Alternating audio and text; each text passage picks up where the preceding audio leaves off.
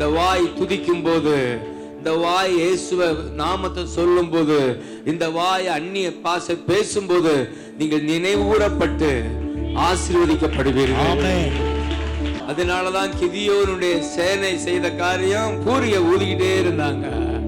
அவங்க நின்ற வண்ணமாகவே பூரிய ஊத ஊத எதிரிகள் சிதறி கூக்குரலிட்டு ஓடினார்கள். ஆமென்.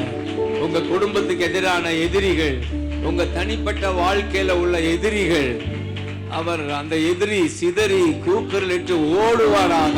ஆமென். ஓடுவானாக, ஓடுவானாக, ஓடுவானாக.